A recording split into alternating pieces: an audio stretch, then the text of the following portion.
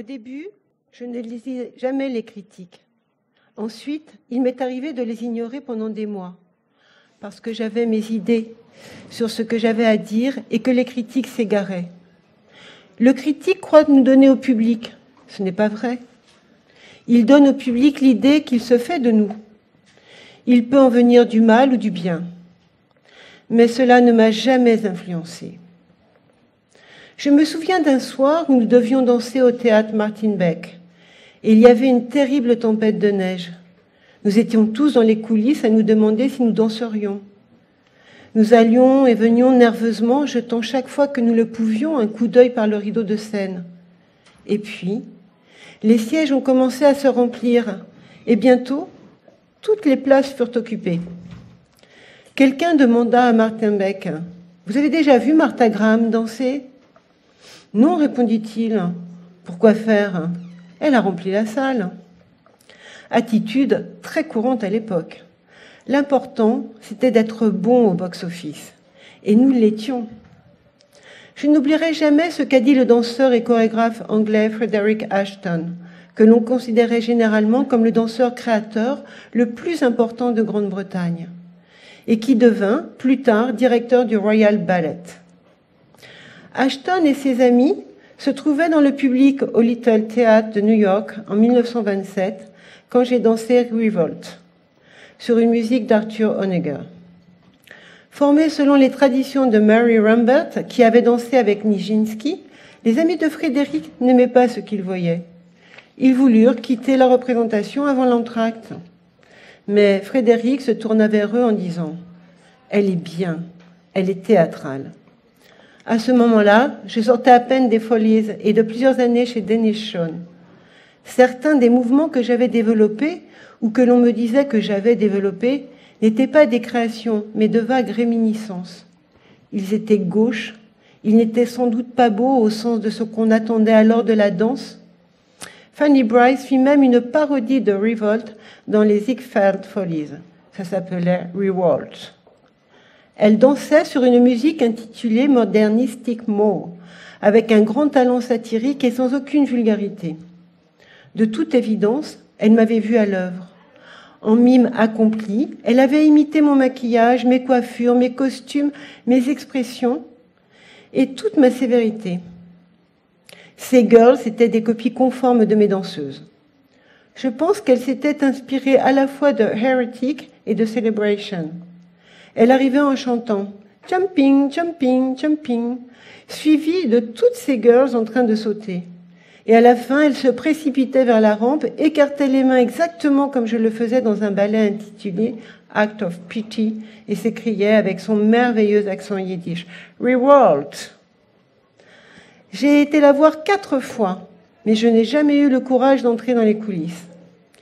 Denny Case, aussi, s'est inspiré de moi dans une revue avec ses Graham Crackers.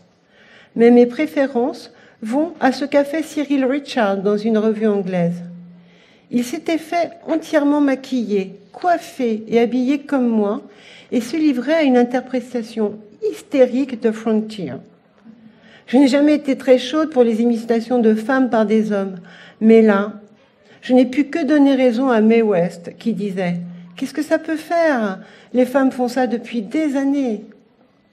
En 1930, bien que je ne fusse indépendante que depuis quelques années, Léopold Stokowski m'a invité à danser le rôle de l'élu dans Le Sacre du Printemps. Lui et sa femme, Evangeline, étaient venus me voir danser au Rorish Museum dans l'Upper West Side de Manhattan. Il me parla du sacre, mais il éprouvait de la réticence à m'en confier la chorégraphie. Il pensait que je manquais d'expérience et je lui donnais raison. À la première du sacre à Paris, en 1913, dans la mise en scène originale de Nijinsky, son étrange chorégraphie, couplée à la musique de Stravinsky, avait provoqué une émeute dans le théâtre.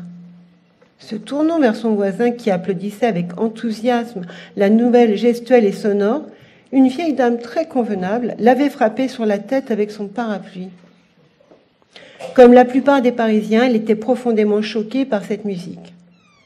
J'ai rencontré une fois Stravinsky, mais je n'étais encore personne et il s'est à peine aperçu de ma présence. Il était très en colère à ce moment-là, non contre moi, mais contre le monde entier. Plus tard, Stokowski décida de confier à Massine la chorégraphie du Sacre, puisqu'on lui devait le succès de la reprise de 1920. Il était marié avec la ballerine Eugenia de la Rova. J'ai fait sa connaissance pendant la grande crise, quand il est venu chez moi à Manhattan, dans mon appartement donnant sur Central Park. C'était un petit appartement relativement bon marché, et si je l'avais, c'était en vérité parce que personne n'en avait voulu. Il était nu, sans mobilier digne de ce nom, juste un lit de camp, une commode avec une madone, une petite table de cuisine couverte de linoléum et un gramophone. Ensemble, nous avons écouté le Sacre en contemplant la grande ville grise. Nous sommes convenus de travailler ensemble. Il réorganisait le ballet et, à vrai dire, il ne m'aimait guère. Il y eut de nombreuses répétitions à la Dalton School. Chaque fois que je faisais mon solo, il me tournait le dos. Ça aide beaucoup, vous savez. Au cours de ces répétitions, quelqu'un fit la remarque que Massine et moi nous ressemblions. Nous étions minces et noirs tous les deux. On aurait pu nous prendre pour frères et sœurs. Au début, il se montra généreux avec moi, mais après quelque temps, il me demanda de donner ma démission. Il pensait que je n'y arriverais pas, et il lui semblait que sa maîtresse de l'époque conviendrait parfaitement. Rien n'eût pu m'amener à démissionner. Plus il m'ignorait, plus il venait me trouver quand j'étais assise par terre en chuchotant. « Vous devriez vous retirer, vous allez à la catastrophe, parce que vous n'êtes pas une ballerine classique. » Plus je souhaitais rester. Stokowski fut ferme et confia que je danserais l'élu. La première représentation eut lieu à Philadelphie le 11 avril 1930 et nous reprîmes le train pour New York où nous devions jouer au Metropolitan Opera House les 22 et 23 avril. Massine me demanda mon avis sur ce qui n'allait pas. Je répondis « D'abord, débarrassez-vous de ces affreux boutons d'or à l'arrière-plan. » Il dit qu'il ne pouvait pas. « Quoi d'autre ? » Eh bien, dis-je, j'ai toujours pensé que l'élu devait entrer pendant la première section. C'est d'ailleurs ce que j'ai fait en 1984 dans ma propre version. Et il m'est impossible d'être convaincante si je dois porter ces horribles bottes et cette perruque. Aux grandes dames de Massine, Stokowski me donna raison, et à la représentation, je dansais dans ma tenue de répétition et avec mes propres cheveux qui me venaient à la taille. Ce fut pour moi une période pénible, car je ne me sentais pas acceptée. Je restais l'outsider. Je me conformais exactement aux instructions de Massine. À part une certaine qualité d'émotion, je n'interprétais rien par moi-même. Je n'étais pas toujours d'accord avec Stokowski, mais pour moi, c'était un maître. Il m'impressionnait beaucoup. Pourtant, je ne pouvais pas toujours faire ce qu'il voulait.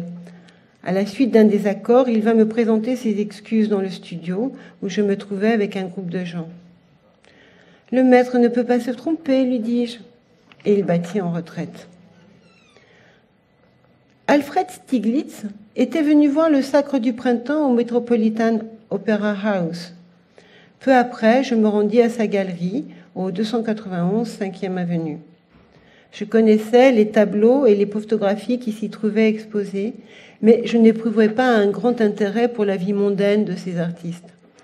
Je travaillais 8 heures par jour. Je devais subvenir aux besoins de ma mère et de Lizzie en Californie. Le matin, il fallait que je me lève à 6 heures pour travailler avec mon pianiste. C'était le seul moment de la journée où nous étions libres tous deux. Ensuite, je me reposais un peu, puis je commençais mes cours. Alfred était assis sur un lit de camp qu'il avait dans sa galerie, car sa santé était mauvaise et il avait besoin de beaucoup de repos. Il se mit à parler de la mise en scène du Sacre du Printemps et de mon interprétation de l'élu. Il trouvait que ce n'était pas digne de mes capacités de danseuse. « Je n'approuve pas ce que vous faites, me dit-il. »« Moi non plus, répondis-je. » Quelques années plus tard, comme j'étais venue le voir dans sa galerie, il me proposa un tableau de sa femme, Georgia O'Keeffe, l'une de ses merveilleuses peintures de fleurs. « Aimeriez-vous l'emprunter » Non, dis-je, dans l'immeuble où j'habite, j'aurais peur qu'on ne me vole une chose aussi précieuse.